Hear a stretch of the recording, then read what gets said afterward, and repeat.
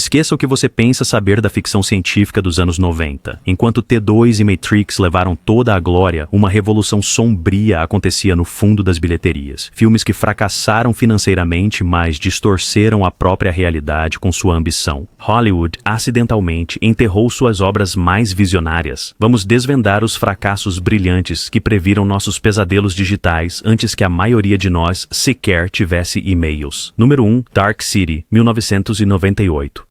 Bem-vindos a uma metrópole onde é sempre noite e as memórias são apenas mais uma mercadoria a ser roubada. Dark City, de Alex Proyas, lançou uma bomba no ar no cenário da ficção científica um ano antes de Matrix, mas o público perdeu completamente esta obra-prima que desafia a mente. John Murdoch acorda com amnésia numa cidade onde a realidade é reescrita à meia-noite por seres pálidos chamados estranhos, que injetam memórias falsas em cidadãos adormecidos. O filme foi um fracasso catastrófico, arrecadando apenas 14 milhões de dólares contra um orçamento de 27 milhões. A crítica se dividiu, com Roger Ebert o aclamando como o melhor filme de 1998, enquanto o público em geral ficou confuso. A deslumbrante paisagem urbana Art Deco, a arquitetura em constante mudança e a iluminação atmosférica criaram uma linguagem visual que cineastas têm roubado desde então. O que tornou Dark City revolucionário não foi só sua premissa alucinante, mas sua questão existencial. Se suas memórias não são reais, você existe? O filme basicamente sussurrou a hipótese da simulação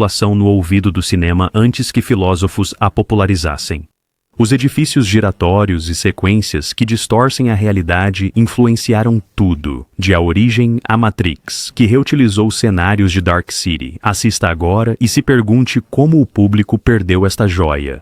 Seu mundo sombriamente belo parece mais relevante hoje, enquanto questionamos nossas próprias identidades online e realidades fabricadas. Dark City não estava apenas à frente de seu tempo, o próprio tempo se dobrava ao seu redor. Número 2. Gattaca, 1997. Imagine um mundo onde sua entrevista de emprego é um teste de DNA e seu sangue é seu cartão de identidade. Gattaca apresentou esta premissa aterrorizante ao público desavisado de 97, e eles responderam com um encolher de ombros coletivo. Ethan Hawke interpreta Vincent, um homem geneticamente inferior que assume a identidade genética de outro para perseguir seu sonho de viagem espacial numa sociedade obcecada por perfeição genética. O filme fracassou nas bilheterias, arrecadando apenas 12,5 milhões de dólares nacionalmente contra um orçamento de 36 milhões.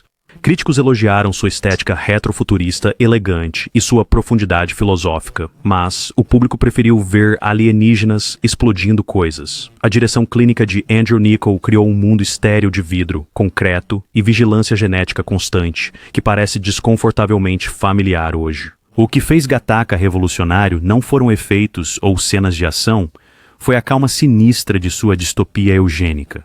Toda a superfície brilhava com asepsia cirúrgica, ocultando a podridão moral. O design de produção do filme foi genial, usando carros antigos e arquitetura clássica para criar um mundo atemporal que ainda parece moderno. Cientistas agora citam cenários de Gattaca ao discutir discriminação genética, e a NASA uma vez o nomeou o filme de ficção científica mais cientificamente preciso. A parte mais assustadora, estamos mais perto do mundo de Gattaca do que nunca, com empresas de testes genéticos, tecnologia CRISPR e vigilância biométrica virando realidades diárias. Assistir agora parece menos ficção e mais um documentário de uma linha do tempo para a qual corremos a toda velocidade. Número 3. O 13º Andar, 1999. Simulações de computador dentro de simulações de computador dentro... Você entendeu. O 13º Andar pergunta o que acontece quando mundos virtuais ficam tão reais que ninguém percebe a diferença, incluindo as pessoas simuladas que vivem neles. Lançado apenas semanas depois de The Matrix, este filme instigante passou completamente despercebido, apesar de abordar um território filosófico semelhante com mais contenção e horror cerebral. O filme fracassou nas bilheterias, arrecadando patéticos 11,8 milhões de dólares contra seu orçamento de 16 milhões. Críticos o descartaram como um imitador de Matrix, embora baseado num romance de 1964 que inovou o conceito de simulação décadas antes. A deslumbrante simulação de Los Los Angeles dos anos 30 do filme, criada com detalhes meticulosos, ofereceu um banquete visual que a maioria dos espectadores nunca se deu ao trabalho de saborear. O que torna o 13º andar extraordinário é seu devastador impacto emocional. Ao contrário da fantasia de libertação Kung Fu de Matrix, este filme te força a confrontar a ti. Sua realidade inteira é código. Quando um personagem percebe que é simulado, o desespero avassalador parece demasiado humano. O conceito de simulação em camadas do filme só se tornou mais relevante em nossa era de deepfakes, VR e mundos digitais cada vez mais realistas. A sua questão central, se não consegue saber que estás numa simulação, importa, tornou-se literalmente um sério debate acadêmico. O 13º andar não previu apenas as nossas ansiedades digitais. É praticamente um manual de instruções para a crise filosófica que ainda estamos desvendando. Número 4. Existenze, 1999. Bioportas instaladas na sua coluna, controles de jogo feitos de anfíbios mutantes, camadas de realidade que se dobram sobre si mesmas até você esquecer qual mundo é real. O Existenze de David Cronenberg transformou a realidade virtual em algo molhado, mole e perturbadoramente orgânico, enquanto todos se obcecavam pela estética digital limpa de Matrix. O filme foi um desastre comercial, arrecadando só 2,8 milhões contra um orçamento de 15 milhões. A crítica ficou dividida, com alguns elogiando seu horror biológico, enquanto outros o acharam bizarro demais para o consumo popular. A visão de Cronenberg da tecnologia de jogos como tecido vivo, pods de jogo que respiram, controles com mamilos, armas feitas de osso e dentes, criou uma visualização singularmente perturbadora da tecnologia, tornando-se literalmente parte de nós. O que torna a Existenz brilhante é sua recusa em separar tecnologia de biologia. Ao contrário dos aparelhos elegantes da ficção científica, Cronenberg nos dá wetware, tecnologia que pulsa, sangra e se infecta. A estrutura de realidade aninhada do filme deixa os espectadores questionando em qual camada do jogo estão, criando uma desorientação que espelha perfeitamente nossas lutas atuais com o vício digital. A abordagem visceral do filme, a integração tecnológica, soa assustadoramente profética na era de dispositivos implantáveis e interfaces cérebro-computador. Quando os personagens em Existenze se conectam diretamente aos sistemas nervosos uns dos outros, é ao mesmo tempo repulsivo e íntimo, uma metáfora perturbadora para a conexão de redes sociais que surgiu antes mesmo de o Facebook ser um conceito. 2 décadas depois, enquanto nos entregamos voluntariamente mais de nós mesmos aos mundos digitais, a distopia pegajosa de Cronenberg parece menos um horror corporal e mais um aviso que deveríamos ter atendido. Número 5. Strange Days, 1995. Imagine vivenciar as memórias de outra pessoa, completas com todas as sensações físicas, do sexo até o assassinato, através de um aparelho que grava diretamente do córtex cerebral. Strange Days, de Kathryn Bigelow, lançou esta premissa sobre audiências despreparadas em 1995, criando um noir cyberpunk que previu tudo, desde a dark web até a brutalidade policial capturada em mídia digital. O filme fracassou espetacularmente, perdendo quase 35 milhões de dólares e efetivamente encerrando a carreira de Bigelow até que The Hurt Locker a ressuscitou anos depois. Críticos elogiaram sua brilhante técnica, mas recuaram diante de sua representação implacável da violência racial e do voyeurismo digital. O roteiro de James Cameron e a direção de Bigelow criaram uma Los Angeles crua à beira de um colapso desencadeado pelo milênio que parece assustadoramente familiar hoje. O gênio de Strange Days reside em compreender que a tecnologia mais viciante não é escapismo. É viver a realidade crua pelos olhos de outra pessoa. Os squid do filme, que gravam experiências em primeira pessoa para reprodução, previram o live streaming, câmeras corporais e realidade virtual décadas antes de se popularizarem. Os viciados em reprodução do filme, obcecados por viver vidas alheias, parecem um comentário direto sobre nossos ciclos de dopamina das redes sociais. Mais profeticamente, Strange Days foca em gravações de brutalidade policial contra homens negros e a agitação civil resultante, temas que parecem tirados das manchetes de hoje. A visão do filme sobre a tecnologia que captura e espalha essas realidades como prova inegável foi revolucionária em 1995 e é dolorosamente relevante agora. Assista hoje e você vai se perguntar se Bigelow e Cameron tinham tecnologia de viagem no tempo real ao criar esta obra-prima esquecida. Número 6. Cubo, 1997. 6 estranhos acordam em um cubo mecânico gigante feito de salas interligadas. Algumas contêm armadilhas mortais. Ninguém sabe por que estão lá ou quem os colocou lá. O thriller canadense de baixíssimo orçamento de Vincenzo Natali, Cube, tomou essa premissa simples e a transformou num pesadelo claustrofóbico que envergonha a maioria das ficções científicas de grande orçamento. Produzido com apenas 365 mil hires, Cube arrecadou apenas 565 mil hires em lançamento limitado. Mortalidade em VHS e DVD. Os críticos se dividiram. Alguns viam sua genialidade, outros o descartavam como um mero episódio glorificado de Além da Imaginação. O que eles não perceberam foi como Natali usou precisão matemática e uma paranoia esmagadora para criar uma alegoria de ficção científica sobre o capitalismo tardio, com pessoas presas num sistema que não criaram, forçadas a usar habilidades especializadas para sobreviver sem nunca conhecer os arquitetos de sua própria prisão. O gênio do filme reside no seu minimalismo. Usando apenas 5 cenários principais, reconfigurados com luzes e painéis coloridos, Cube cria um labirinto aparentemente infinito. As armadilhas, de jatos de ácido a grades de arame farpado, não são apenas um espetáculo grotesco. Elas simbolizam como sistemas desumanizam as pessoas, transformando-as em obstáculos ou recursos. Cube previu nosso estado de vigilância e a obsessão por reality shows anos antes de Big Brother estrear. Sua premissa de pessoas observadas como ratos de laboratório num labirinto é desconfortavelmente relevante em nossa era de monitoramento digital e manipulação algorítmica. A natureza burocrática e impessoal do cubo, onde nem mesmo os engenheiros compreendem o sistema inteiro, capta a alienação da vida moderna com uma precisão perturbadora. Este pequeno filme canadense, sem estrelas e com quase nenhum orçamento, conseguiu tocar em medos existenciais que só se tornam mais relevantes a cada ano que passa. Número 7. Event Horizon, 1997. Uma equipe de resgate embarca numa nave espacial experimental desaparecida que sumiu num buraco negro e voltou mudada. Paul W.S. O Event Horizon de Anderson foi vendido como uma aventura espacial, mas entregou algo muito mais sombrio. Uma casa assombrada, no espaço onde o fantasma é uma nave possuída por um inferno extradimensional. A plateia foi embora.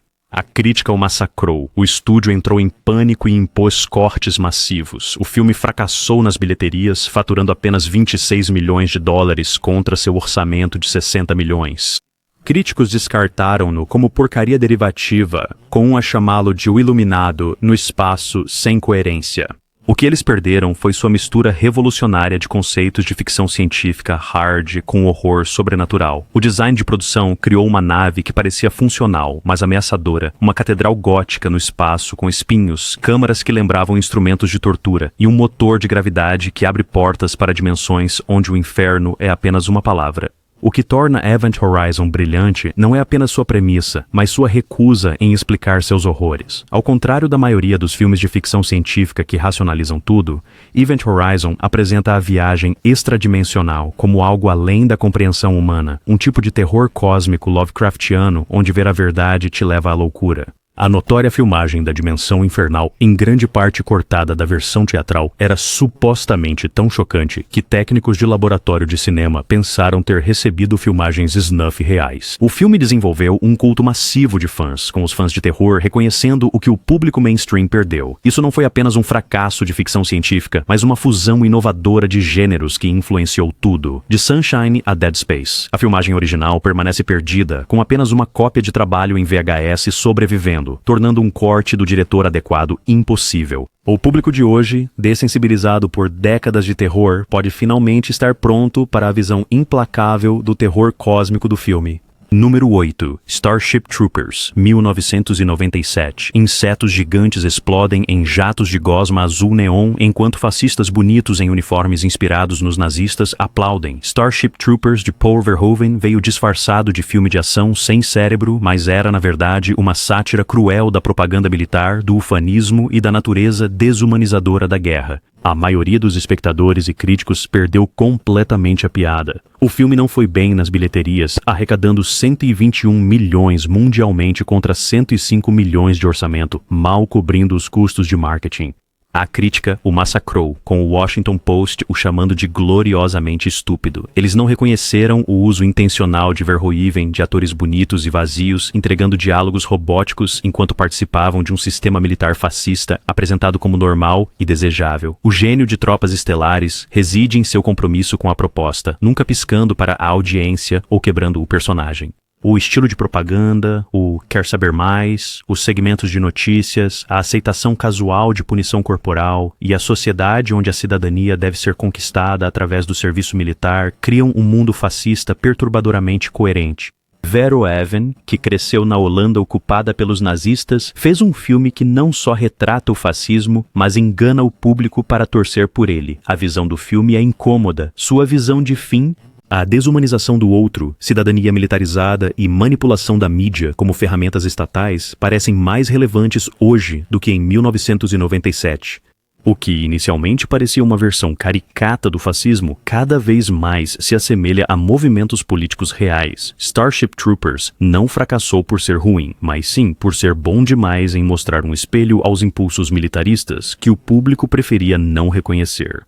Sua transformação de fracasso incompreendido em sátira brilhante é considerada uma das maiores reavaliações críticas do cinema. Número 9. O Quinto Elemento, 1997. Um taxista voador se une a uma deusa espacial de cabelo laranja para coletar pedras elementais que impedirão um mal do tamanho de um planeta de destruir a Terra. O Quinto Elemento de Luc Besson ignorou as regras da ficção científica e o trocou por uma explosão neon de estética de quadrinhos franceses, figurinos de alta costura e alienígenas azuis cantores de ópera. O público americano não soube o que o atingiu. Embora lucrativo internacionalmente, o filme não foi bem em 2001 na América do Norte, faturando só 63 milhões de dólares no país, contra 90 milhões de orçamento. A crítica estava dividida. Alguns o chamavam de visionário, outros o viam como uma bagunça incoerente. O que eles perderam foi como Besson criou um universo completo com a sua própria lógica interna, moda, linguagem e até mesmo fast food. Os figurinos de 1954 de Jean-Paul Gaultier reimaginaram a roupa do futuro como alta costura, em vez de macacões genéricos, enquanto o designer de produção Dan Weil construiu uma Nova York empilhada verticalmente com pistas para carros voadores inspiradas em megacidades asiáticas.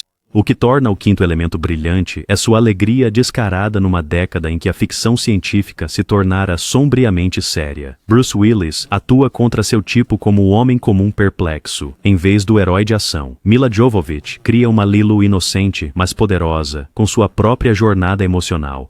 E Ruby Rhod, de Chris Tucker, uma personalidade de rádio de gênero fluido em macacões de leopardo, chocou o público de 97, mas parece uma visão premonitória da cultura de influenciadores de hoje. Os efeitos práticos e miniaturas do filme dão-lhe uma qualidade tangível que falta nos contemporâneos dominados por CGI, enquanto sua abordagem visual maximalista influenciou tudo, de Guardiões da Galáxia a Valerian. 25 anos depois, sua visão retrofuturista parece mais atemporal do que os gráficos de computador realistas de sua época. O Quinto Elemento não estava apenas à frente de seu tempo, ele criou seu próprio tempo e ainda estamos alcançando sua frequência. Número 10, Os 12 Macacos, 1995. Um viajante do tempo de um futuro pós-apocalíptico volta aos anos 90 para investigar um vírus que dizimará a humanidade. Os 12 Macacos de Terry Gilliam pegaram essa premissa e a retorceram em paradoxos temporais, sanidade duvidosa e um fatalismo desolador para o qual o público não estava pronto. Embora não tenha sido um desastre financeiro total, o filme ficou abaixo das expectativas, arrecadando 57 milhões no país contra um orçamento de 29 milhões. Críticos elogiaram sua inventividade visual, mas muitos espectadores acharam sua narrativa não linear e final ambíguo frustrantes. O caos visual de Gilliam, distorção grande angular, cenas cheias e decadência institucional criaram uma experiência desorientadora que espelhava o estado mental fraturado dos protagonistas. O que torna Os 12 Macacos brilhante é não dar respostas fáceis ou momentos heróicos. A atuação maníaca de Brad Pitt, indicada ao Oscar como o paciente Jeffrey Goins, estilhaçou sua imagem de galã, enquanto Bruce Willis se despojou de clichês de herói de ação para interpretar James Cole, um homem quebrado que duvidava da própria sanidade. A visão do filme de viagem no tempo como ciclo fechado, onde mudar o passado é impossível, rejeitou de forma revolucionária a visão otimista da ficção científica de alterar o destino, a representação de protocolos de quarentena, trajes de proteção e um mundo devastado por vírus parece desconfortavelmente familiar em nossa realidade pós-Covid. Sua exploração da memória como falha e maleável precedeu temas semelhantes em filmes como Memento e Inception. O mais perturbadoramente profético é como retrata cientistas sendo ignorados até ser tarde demais, um cenário que já vivemos. 12 Macacos não estava apenas contando uma história sobre uma pandemia fictícia, estava nos alertando sobre como reagiríamos a uma real. Número 11, Johnny Mnemonic, 1995. Um mensageiro com 320 GB de dados corporativos roubados em seu baixe antes que o mate. Em 1995, quando a maioria dos computadores domésticos tinha talvez 500 megabytes de armazenamento, essa premissa da história cyberpunk de William Gibson parecia pura fantasia. O público ria de Keanu Reeves lutando contra um golfinho ciborgue hacker e Ice-T liderando uma gangue de revolucionários da tecnologia chamados Low-Techs.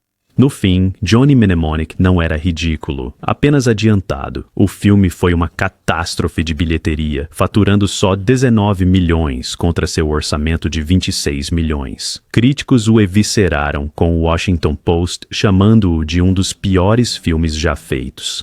A interferência do estúdio massacrou a visão do diretor Robert Longo, cortando sua versão preferida de 103 minutos para 96 minutos de incoerência. No entanto, enterrada sob seus efeitos bregas e a atuação notoriamente inexpressiva de Reeves, estava uma previsão assustadoramente precisa do nosso futuro digital. O que torna Johnny Mnemonic brilhante em retrospecto é o quanto ele acertou. Informação como a moeda mais valiosa? Confirmado. Corporações controlando pesquisas médicas vitais? Confirmado. Uma divisão digital entre os que têm e os que não têm? Absolutamente. O filme até previu implantes neurais, interfaces de VR e transmissão de dados causando doenças físicas. O NAS no filme parece uma metáfora para o vício digital. O próprio Gibson roteirizou, adaptando seu conto de 1981 e adicionando elementos que surgiriam em Neuromancer. A visão do filme da internet como um espaço visual navegável antecedeu conceitos similares em Matrix, que redimiria as credenciais cyberpunk de Keanu 4 anos depois.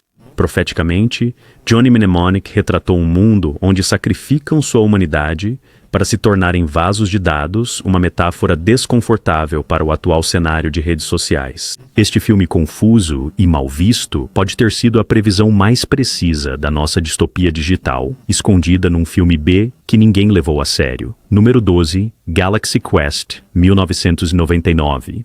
Atores fracassados de uma série de ficção científica cancelada são sequestrados por alienígenas que acreditam que sua série era documentação histórica. Galaxy Quest, de Dean Parisotto, pegou essa premissa ridícula e a transformou não apenas no melhor filme de Star Trek nunca feito, mas também numa carinhosa análise de fandom, celebridade e do poder da narrativa. O público que esperava uma paródia barata encontrou algo com bem mais coração do que se esperava. O filme teve um desempenho modesto nas bilheterias, arrecadando 90 milhões mundialmente contra 45 milhões de orçamento, mas não foi o sucesso que a DreamWorks esperava na temporada de festas de 1999. A crítica em geral gostou, mas muitos a consideraram uma comédia superficial sem reconhecer seu brilho que transcende gêneros. Tim Allen, Sigourney Weaver e Alan Rickman entregaram atuações marcantes que equilibravam comédia com emoção genuína, enquanto os efeitos especiais do filme rivalizavam com produções sérias de ficção científica.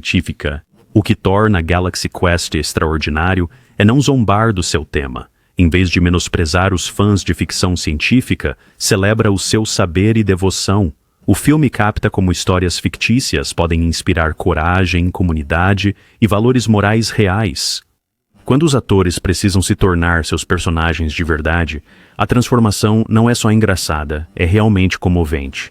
O filme envelheceu como um bom vinho com sua exploração de relacionamentos parasociais entre fãs e celebridades, parecendo mais relevante em nossa era das redes sociais. A sua representação de fãs que conhecem o mundo fictício melhor que os criadores previu debates sobre cânone e continuidade. Até atores de Star Trek reconheceram que Galaxy Quest capturava sua experiência, com Patrick Stewart admitindo ter chorado e o chamando de brilhante. Numa era em que o fandom se tornou uma força cultural dominante, Galaxy Quest não apenas parodiou convenções de ficção científica, mas previu como universos ficcionais se tornariam alternativas significativas à realidade para milhões de pessoas. Número 13. Blade Runner, Director's Cut, 1992. Harrison Ford caça humanos artificiais numa Los Angeles perpetuamente chuvosa e encharcada de neon, onde corporações se elevam sobre as massas como deuses. O Blade Runner original de Ridley Scott fracassou em 1982, mas seu corte do diretor de 1992, que removeu a narração odiada, restaurou o final ambíguo e adicionou o sonho do unicórnio. Reescreveu a história do cinema, embora sem encontrar um público amplo. O corte do diretor teve um lançamento limitado nos cinemas, faturando apenas 3,7 milhões, provando que o público ainda não estava pronto para sua complexidade filosófica. Críticos que de repente o aclamaram como visionário, criando uma das maiores reviravoltas críticas da história do cinema. A restauração da visão de Scott revelou um filme que não só perguntava se máquinas podiam ser humanas, mas questionava se os humanos eram tão especiais assim. O que torna o corte do diretor brilhante é como ele transforma o filme de uma história de detetive neo-noir em uma meditação existencial sobre memória, identidade e o que constitui a humanidade. Sem a narração explicativa de Ford, os espectadores devem se envolver ativamente com as ambiguidades morais do filme. A sequência do sonho do unicórnio restaurada sugere que o próprio Deckard pode ser um replicante, uma reviravolta que muda radicalmente tudo o que veio antes. A influência do filme é incalculável. Seu futuro multicultural e vivido, onde corporações dominam, o ambiente arruinado e a tecnologia cria novas formas de exploração, tornou-se a linguagem visual padrão para retratar o futuro. Da arquitetura à moda e às interfaces de usuário, o DNA de Blade Runner está presente em nosso imaginário cultural do futuro. A versão do diretor provou que, às vezes, o fracasso comercial é apenas uma visão artística temporariamente mal compreendida. Sua transformação de fracasso de bilheteria a pilar do cinema é a maior vindicação para os filmes desta lista, prova de que, às vezes, as visões mais brilhantes são as que o público rejeita. Qual dessas falhas brilhantes te atingiu mais forte? As caixas de quebra-cabeça psicológicas de Dark City e o 13º Andar? Os avisos proféticos de Estranhos Prazeres e Johnny Mnemonic? Ou a sátira incompreendida de Tropas Estelares? Deixem seus pensamentos abaixo. A questão não é por que esses filmes falharam. É se finalmente entendemos seus avisos sobre tecnologia, identidade e a própria realidade. Vivemos os futuros que nos alertaram?